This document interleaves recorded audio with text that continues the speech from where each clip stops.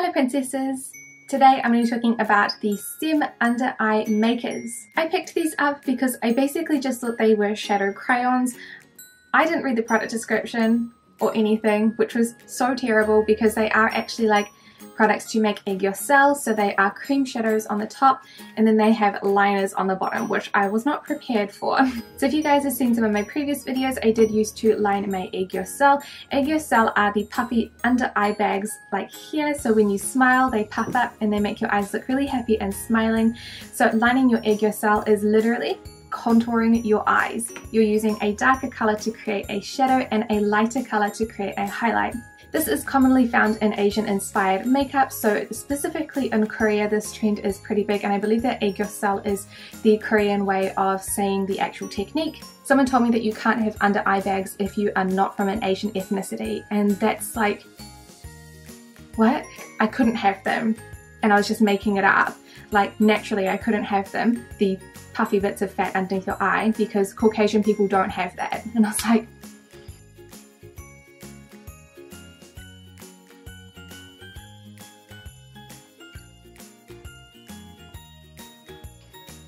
it's a bit of fat underneath your eye. But I kind of didn't want to review these when I got them, when I discovered what they were, because I didn't want to open that can of worms again. I just want to review some makeup products that happen to use a trend that comes from Korea or Asia in general and are Asian products. I don't think there is anything wrong with that. If we can just be nice and chill in the comment section, talk about the product itself, and not how I'm trying to be Korean, because I'm not trying to be Korean, then that would just be fabulous. So the product description says, a dual under eyeliner with shadow and pencil for shading. Soft cream texture and fine glitter powder give you neat and tidy under eye makeup. So the packaging of these eye products is really simple, but it is quite flimsy.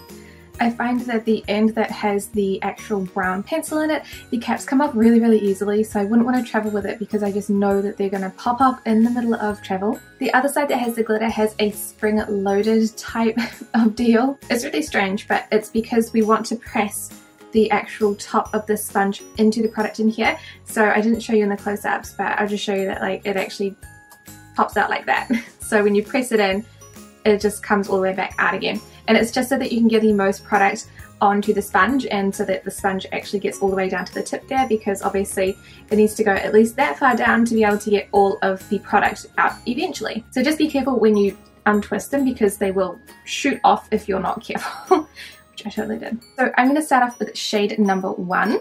I think that most of the browns pretty much look the same. So I'll show you what all of the brown shades look like now. I'm really not here for the brown, so I'm going to show you one of them and then not the others, because yeah, like I said, I don't want to get into it, which is a shame. So the highlight of shade number 1 is a really icy white color. It's probably one of my least favorite colors in the range.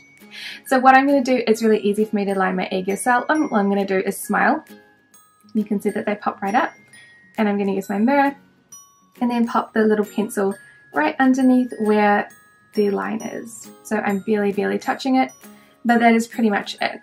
I don't really like these pencils for this because they tug a lot, which is why I'm doing it so lightly. I'm barely even touching the skin. So I think that it looks so overdone with this camera in particular. This one looks a little bit harsh, so I'm going to use a fluffy brush and just blend it out a little bit underneath there like this, just so it looks more like an actual shadow and less like a line, because this is contouring. We are creating shadows and depth specifically underneath our eyes. So that is what the pencil looks like. Like I said, do not really like it, and I don't really line my egg yourself anymore anyway, so for me I'm not a fan. So step number 2 is the eyeshadow. So I'm going to apply that as a highlight, and these are like so like weirdly pigmented. It's really harsh, and maybe my egg yourself just aren't big enough, but I find it really like chunky and hard to use. It's very cumbersome. But like I said, this one is such a bright shimmery white. It's just, even when it's blended like this, I think that this looks so intense. I'm just not here for it really at all. So that is the other eye as well. If you're looking for a white shimmery shade that is very, very bright, I would totally recommend this because it is so bright. But for me, I just think it looks too fake, too unrealistic. I don't like it personally. Personal preference. Shade number 2 is a much more subtle shimmery pink. I haven't lined my egg cell and I'm not going to. I'm just going to pop a little bit of the shimmer underneath my eye. I apologize to the mirror, I just don't want to poke myself in the eye. So that is shade number 2. I think this shade is really, really pretty. I think that it is a nice subtle shade. It looks really beautiful and it would look really nice if I had the rest of my eye makeup done and I just wanted like a shimmery under eye highlight. This one is not as intense as the white is. You can barely even see it. It's just that little shimmery color there. So I definitely like number 2, but I don't like number 1. Shade number 3 is a bright yellow gold color. This one is, again, a little bit intense, but I think that if I had like a bronzy, shimmery, smoky eye, I think it would tie in quite nicely. Unfortunately, I can't use these shades as a full eyeshadow because they crease so badly. Like, they are just disgusting, honestly. I do find that they crease underneath my eyes as well, but my under eye area is always creasy because it's just like, I don't know what's wrong with my under eye area. It just is super duper crease-tastic. So that is number 3, which is a very yellow gold shade on my eyes. Again, this will look really lovely with some brown shadows to go with it, just as like a little inner corner highlight. Shade number 4 is a light peach color. This is a really pretty color, but it's just a really chunky shadow. I don't think that it looks very nice because of the uneven texture. This is the only color that I have issues with the formula of the shadow. I just think that it's like, I can see it up close, but it's really, really uneven. I'm going to try and zoom you in to show you what I mean. So I hope this is kind of in focus, but you can kind of see like how chunky that actually looks as a glitter there. It's not like, the other ones are so good. They're so like just normal, they're shiny, and then the peach, it's just a bad formula. It just like cakes up and chunks up. It's such a pretty color though, so I do actually love the color, but the formula is just not there for me. My eyes are starting to get red from reapplying things right underneath here, but I wanted the last color, so just put a little bit more foundation there. No one will notice. Shade number 5 is a beautiful champagne gold color, and it's probably my favorite color in the range, I would say. So that is shade number 5, which is the champagne gold. I much prefer this to number 1, which was the silvery white. I think that this just looks a little bit more like, or a little bit less harsh basically. I think that it's a really pretty color. I think that these would be really, really lovely to tie in a nice look, just to bring a little bit of light to the inner corner of your eye. You don't have to use them to create a gear-cell. They're just shimmer like eyeshadows. So this one is definitely my favorite out of the range.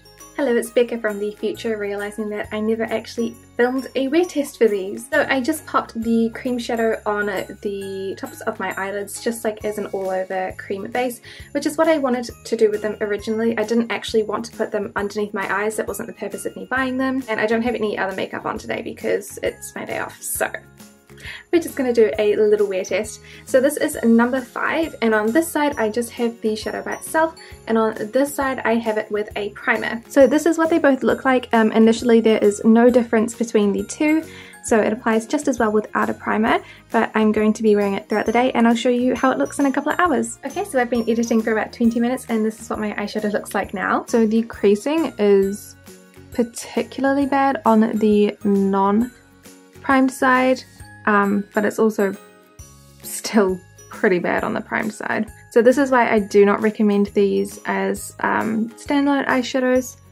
because that's just 20 minutes. Like, yeah, you can blend it back in, but imagine if you were using this over the top of another shadow. It's just not ideal. I'm not actually the hugest fan of these products in general. For the first part, I don't really need the under eye liners because I don't contour my eye bags anymore. And then for the cream shadows themselves, I think the colour range is really pretty. I don't particularly like the white. It's a bit too intense for me, but if you're looking for a really pigmented shimmery white shadow, then that would 100% be what I would recommend, because it is a really, really great shadow.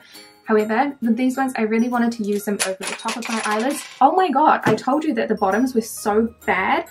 Like 2 of them just popped off from me just holding them. I can't. The other one's on the floor, I'm not going to pick it up. The problem with the cream shadows is that they crease so badly. It's not so bad underneath my eyes because my eye bags crease anyway. I don't know why, there's just like a couple of really big creases in there. But if I wanted to use them over the top of my eyeshadows or just like as a cream shadow in general, which is what ideally I wanted, they are terrible products for that. They crease so badly and it's really hard to blend them back in. So overall, I probably wouldn't recommend these generally. I think that the packaging, like I said, the bottoms are terrible. They just pop off with like no force whatsoever. And the cream shadows, they crease really badly. I think the colours are great, but I can kind of see why I really haven't heard of these before. This was a total fail for me, really. The cream shadows, like I said, pretty colours, but they crease super badly. The bottom eyeliners, they're okay, but they're really stiff and they drag, which you don't want on your under eye area anyway. Plus all of the colours are pretty much the same. There is one that's a little bit more of a caramelly colour, but that's pretty much it. So thank you guys so much for watching this review and I will see you next time. Bye!